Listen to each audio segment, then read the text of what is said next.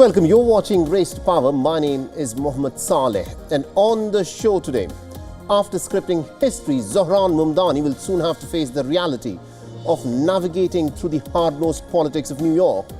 He wants to make New York affordable again for everyone. But the question is this: will even the Democrat governor of New York now back him in his vision to raise taxes to generate the revenue that is needed to deliver on the promise of making New York affordable for everyone? And in India, the first phase of voting in Bihar elections has come to an end. The second phase is scheduled for the 11th of November, and the results will be declared on the 14th of November. So who holds the edge after the first round? But let's of course start with this big story that we are tracking from the United States of America, where after pulling off what is effectively one of the biggest upsets in modern American politics, New York City's mayor-elect Zohran Mamdani faces a pretty daunting task. His core promise is to make New York City affordable for everyone who lives in New York. But the question is this: can he meet and cope and bridge the fiscal and political realities of the city of New York? Now, during his very ambitious campaign, the 34-year-old Democrat socialist has promised free buses and childcare, affordable housing, and the city-owned grocery shops that will be funded by taxing corporations and the wealthy. Now, Mamdani has said that he will introduce a 2% tax on the richest New Yorkers. But this would involve working with the New York State Legislature and Governor Kathy Hochul, who has said that she's opposed to new income taxes. Similarly, on Mamdani's promise of free childcare, Governor Catherine Hochul has said that she supports the goal but is warned of its price tag. At a press conference in September, Catherine Hochul had said that this move will cost New York City $7 billion. She later hinted that such a policy could be staggered over time instead of being delivered in one go. Now, Catherine Hochul is already contending with a $4.2 billion deficit, almost 4 times last year's gap. Federal cuts to healthcare and food stamps will fall the hardest on New York City. Mamdani is expected to face a $5 billion deficit in next year's budget. Mamdani also backs lifting the state corporate tax from 7.25% to 11.5%, matching that of New Jersey and tied for the highest corporate tax rate in the United States. Now, according to Mamdani's campaign, the tax hikes will raise $9 billion and also risks driving the top billionaires of New York to certain other lower taxed states. Now, the shadow of US President Donald Trump will also loom pretty large on Mamdani's reign as New York City's mayor. Now, Trump, who has berated Mamdani as a communist and a Jew hater, has already threatened to withhold federal funding. New York City's budget for the 2026 fiscal includes about $7.4 billion in federal funding, which will be a crucial resource pool for Mamdani's ambitious policies. When Mamdani enters the City Hall on the 1st of January next year, the New Yorkers will have their hopes incredibly high. But the big question, of course, is this: can Mamdani deliver on the promises that he has made to energize the New Yorkers to back him in his campaign to elect him as the mayor of New York?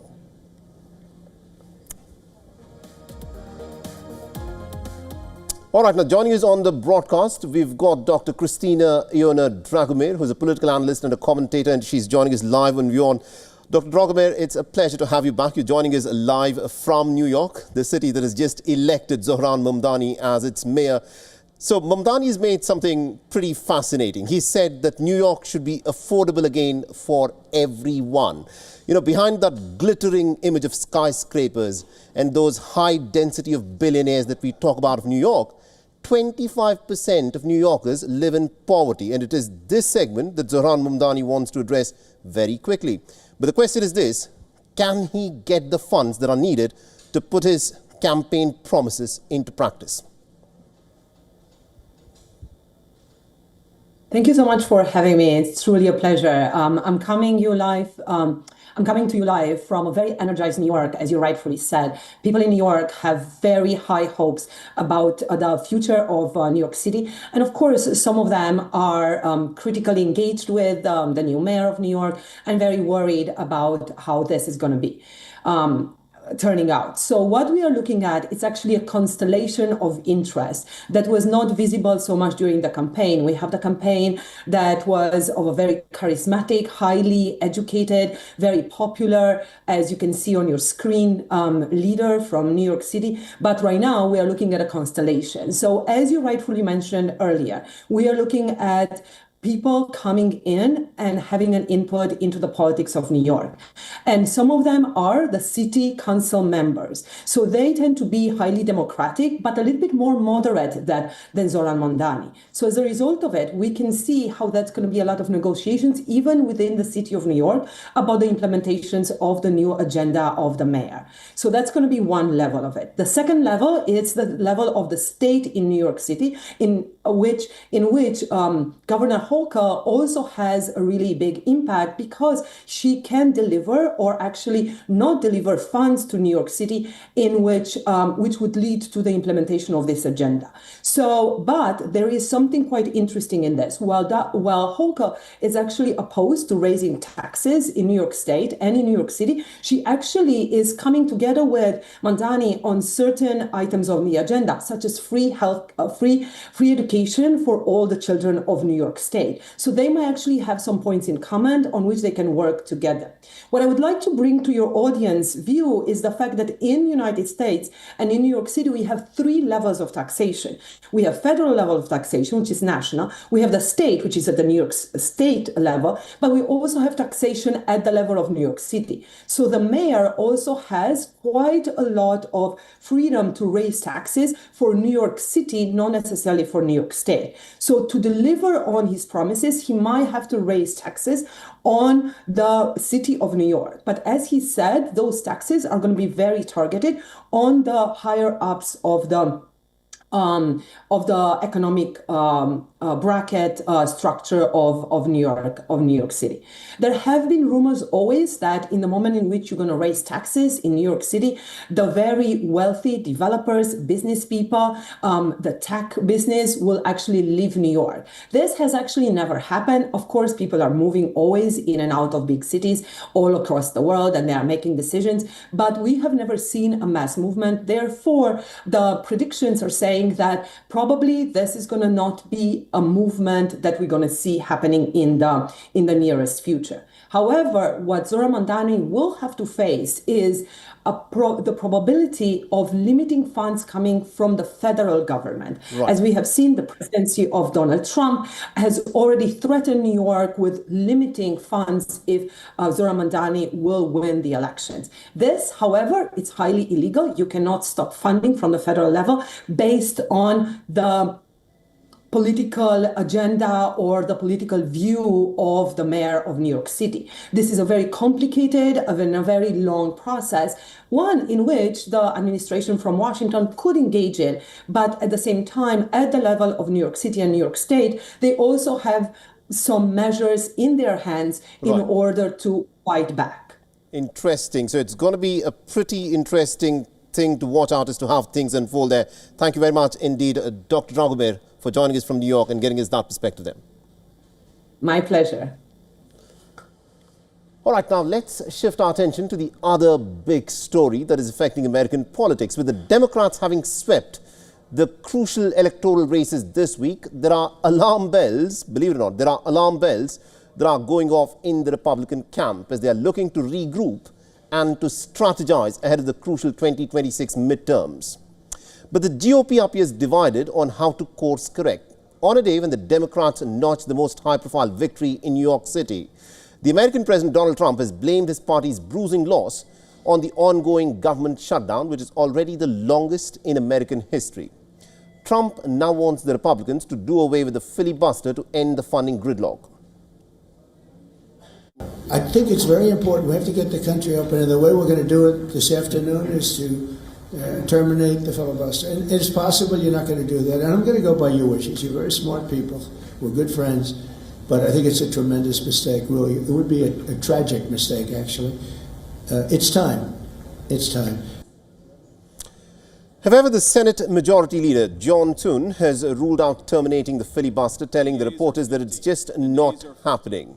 Now, both the Democrats and the Republicans have been reluctant to eliminate the filibuster. It is a procedural rule in the Senate that requires 60 votes to allow a vote to take place on any legislation. The Vice President, J.D. Vance, also had a different take on the Republicans' electoral losses in a post on social media. J.D. Vance downplayed the significance of the losses. However, he has urged his fellow Republicans to work harder on making a decent life affordable for all Americans. Now, Vance further wrote that in 2026, the GOP will be judged by the affordability metric. He also has urged his party members to stop the infighting. The Republicans also face two pressing questions. One, how to get Trump's core voter base to come out in the numbers when Trump himself is not on the ballot. And secondly, how long can Trump continue to stay aggressive on the question of tariffs? Many GOP strategists believe that the tariffs have begun to hurt the Americans as the price of ordinary goods has shot up. So with the midterm elections about a year away, exactly in November next year, the Republicans have their task cut out. But the big question, of course, is this: can the GOP bury its differences and unite to put up a collective response? Mr. President, should Republicans that... All right, now to help make sense of how the GOP, the Republicans, are looking at their losses, we're joined on this broadcast by our correspondent, Susan Tehrani, who's joining us live from New York. Susan, this is a bit of a wake-up call for the Republicans, some would put it. How are the Republicans looking at these losses? Because the cost of living crisis is a big problem.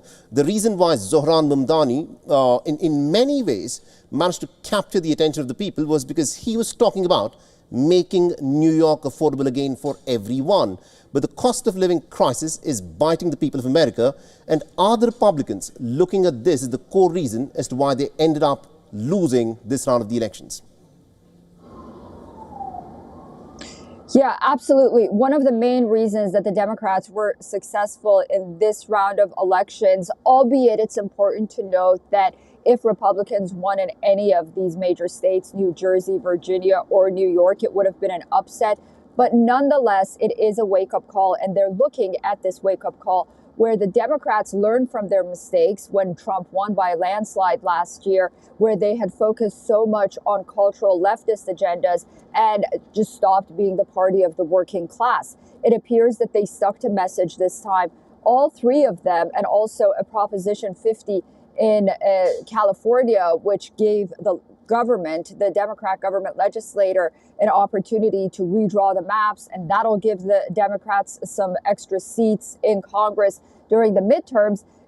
They focused on affordability. And despite what the White House says, there is mixed reviews about whether or not President Trump until now has been able to deliver on affordability and cost of living, the main pillar of his campaign promise. Some believe that he's veered away from that. Even Republicans believe that. They say that he's focusing too much on international issues and not so much on domestic issues and the economy, and that his economic policies haven't bared fruit. Now, President Trump yesterday said that the reason Republicans lost was because he wasn't on the ballot. Well, that's really not the case. These candidates ran against Donald Trump, against the policies of Donald Trump, and voters, for the most part, overwhelmingly accepted them.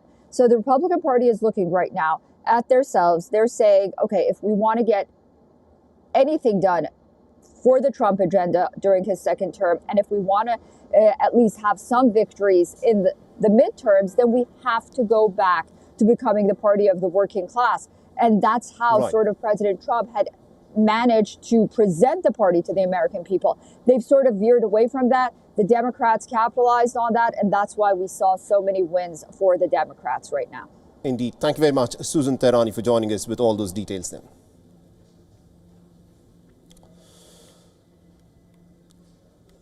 Now, it was the one-year anniversary of Donald Trump getting elected to his second term as the American president, and on that occasion, the protesters assembled in Washington, D.C. for a Trump Must Go Now rally. Now, hundreds of demonstrators gathered near DC's National Mall before moving towards the capital. They held up signs that read, "Trump must go now."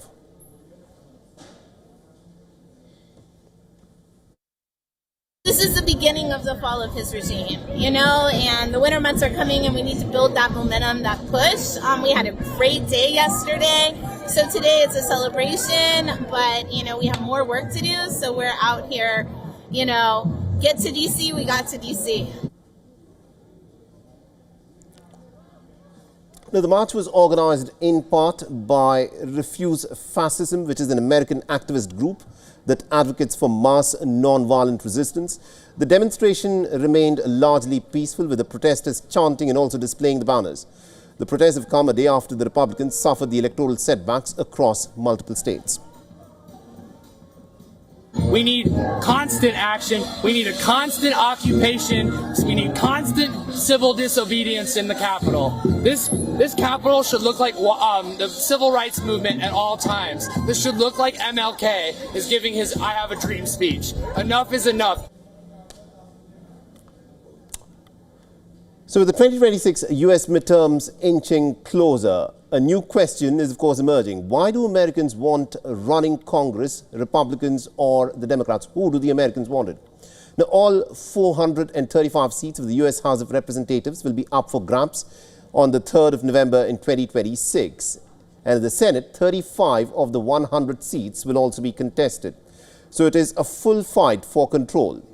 Now, some fresh polling from Reuters and Ipsos is giving us a snapshot of where the voters stand if the elections are to be held today. So what is driving voter opinion? Now, voters are most concerned about the cost of living, with 36% of them saying that it is their top issue heading into the election. Now, protecting democracy comes in a close second at 33%, followed by the question of immigration at 15% and crime at 9%. The survey included more than 3,400 registered voters across the United States. When it comes to household expenses, the voters say that healthcare is the bill that the Congress should tackle first. 34% have named healthcare as their top concern, followed by food costs at 23% and housing at 20%.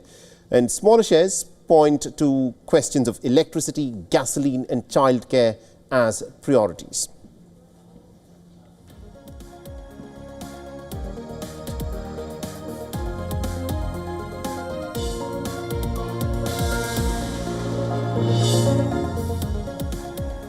The first phase of voting in the Bihar elections is complete. The second phase is scheduled for the 11th of November. And the results will be declared on the 14th of November. And according to the Indian Election Commission, about 64.46% voter turnout was recorded in the first phase so far. And under the Election Commission's International Electors Visitor Program, about 16 different delegates from 7 countries, namely Indonesia, Colombia, the Philippines, France, Belgium, South Africa and Thailand, visited the polling booths in Patna to review the arrangements made by the Election Commission of India. The Bihar contest will see the Nitish Kumar-led National Democratic Alliance take on its primary rival, the Congress-led Grand Alliance. Now, this contest will also see the Assembly election debut of the strategist-turned-politician Prashant Kishore's Jan Suraj party. Now, since the 2020 Assembly polls, the composition of the alliance in Bihar has changed. The Mukesh Sahni-led VIP has joined forces with the opposition. The LJP and the RLM are now in the National Democratic Alliance. The LJP is contesting from 29 seats, making it the largest junior ally in the NDA. The BJP and the JDU settled for 101 seats each. Smaller allies like Jitan Ram Manchi's HAM and Upendra Kushwaha's RLM were each given only about 6 seats. Now, the RJD is contesting in 142 seats in the Mahagathbandhan, with 61 seats for the Congress, and there are about 20 seats for the CPI-ML, 10 for VIP, 9 for the CPI, 4 for CPI-M, and 2 for the debutant Indian Inclusive Party. Nomination papers were rejected of the 3 candidates, 2 from the VIP and 1 from the RJD. So, in total, the alliance has 251 candidates in the fray and 3 seats without an alliance candidate. Meanwhile, 11 seats are set to witness friendly fights between the allies. In 2020, the NDA secured a majority in the Assembly, winning 125 seats. whereas the Grand Alliance is 110 seats. The BJP, the JDU, the HAM and the VIP have formed the NDA in the 2020 polls. The Bharatiya Janata Party improved its position between the 2015 and 2020 polls. It won 53 of the 157 seats that it contested in 2015 and 74 of the 110 seats in 2020. The JDU saw a dip in its performance over the last two elections, and Nitish Kumar's party won 71 seats out of the 101 that it contested in 2015 and 43 of the 115 that it contested in 2020. Meanwhile, the Congress, the RJD and the left parties have formed a grand alliance. Now, the RJD showed a pretty strong performance, having won 80 of the 101 seats that it has contested in 2015 and 75 of the 144 seats that it fought in 2020. The Congress experienced a decline in performance, having won 27 seats in 2015 and then 19 seats in 2020. The Bharatiya Janata Party is looking at Chirag Paswan not merely as a junior partner, but apparently as some kind of a strategic asset. With Chief Minister Nitish Kumar now seeking a 10th term, the Lok Janashakti Party seats could prove to be pivotal in the formation of the government. Even though the LJP failed to perform in 2020, it registered a 100% success rate in the 2024 general election, winning all 5 of the seats that it contested in.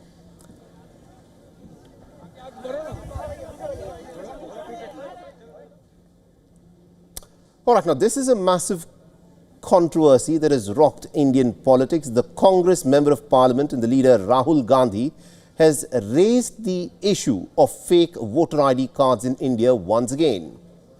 He is now very directly alleging electoral fraud in the state of Haryana, showing the image of this woman that you see, who's a Brazilian model, who apparently featured not on one, not on two, but 22 different voter ID cards. She's not an Indian citizen, she's a model from Brazil. Now, this political controversy involving the allegations that this photograph of the model was used multiple times by fake voters simply refuses to die down. A war of words has now erupted over Rahul Gandhi's claims. The Bharatiya Janata Party has hit back at the Congress Member of Parliament and the leader of the opposition over the allegations of vote theft or vote chori in Haryana. The Union Minister Kiran Rijiju has said that Rahul Gandhi is hiding his failures by raising these issues that he says are irrelevant. Now, according to Kiran Rijiju, Rahul Gandhi's decision to raise the Haryana issue on the eve of the Bihar elections shows that nothing is now left for him in Bihar. Now, after Rahul Gandhi's remarks, people began searching for the model to find out who she actually was, that her photograph was appearing on these voter ID cards. Now, the model is sitting thousands and thousands of kilometers away in a different continent from Haryana, where the voter IDs had her photograph on them. A Brazilian news agency reached out to the woman, who has been identified as Larissa, who has now clarified that she's not a model. She says that she posed for the photograph to help out a friend. The photograph of the Brazilian woman that has gone viral in India was originally published 8 years ago in 2017, and it was published by Matheus Ferreiro, a Brazilian photographer. He had sought her permission before sharing her image online, and she allowed it. The Brazilian news agency also spoke to the photographer. He said that he had to delete his Instagram account after millions of social media users started searching for his profile after Rahul Gandhi's claims. In a media conference in New Delhi on Wednesday, Rahul Gandhi presented these slides showing the alleged discrepancies that he says have happened in the voter rolls. This includes the so-called Brazilian model's photograph, allegedly appearing multiple times in the electoral rolls under different names like Seema, Sweetie and Saraswati, to cast at least 22 ballots. Now, in the past as well, Rahul Gandhi has alleged similar kind of vote theft in the states of Maharashtra and Karnataka as well. While the poll panel had rejected these allegations, it is yet to order an official probe into any of these alleged discrepancies that Rahul Gandhi claims over and over again have happened.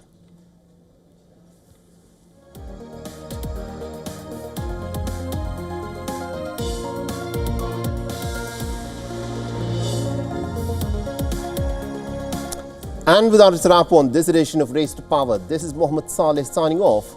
Thanks for watching.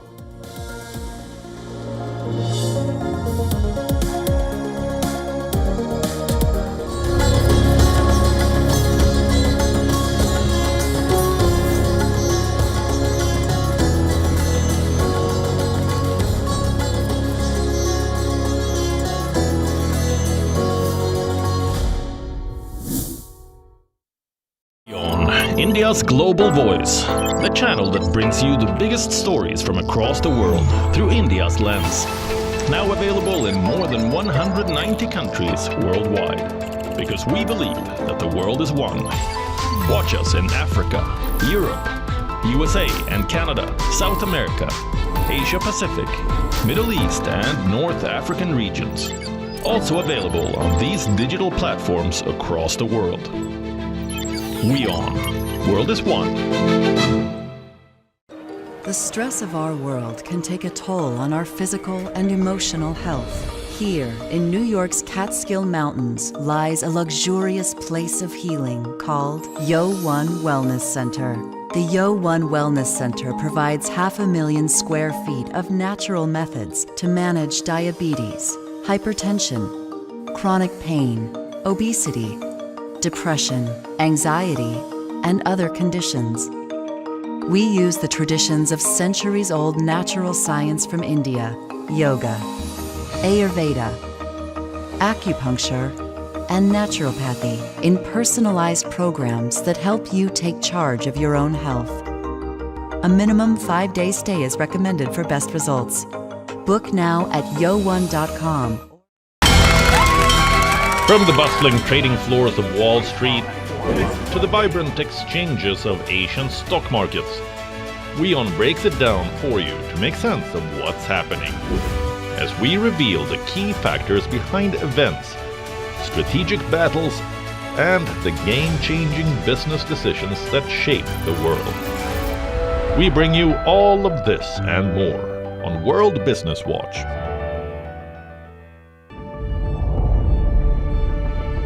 The Earth is sending distress signals. Wildfires, droughts, and melting glaciers. Can we reverse the damage? Explore the harrowing effects of climate change. It's a wake-up call. Global emergency. Climate Tracker on WION World is One.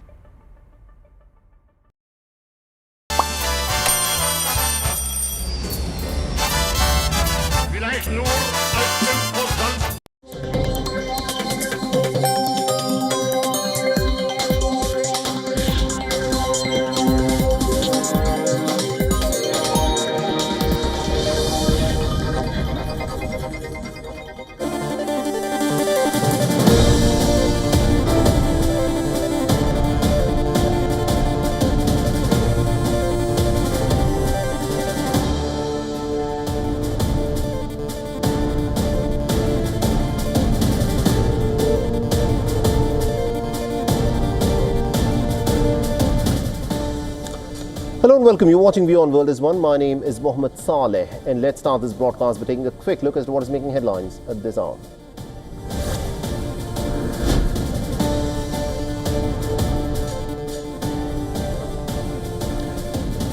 Now, Israel has announced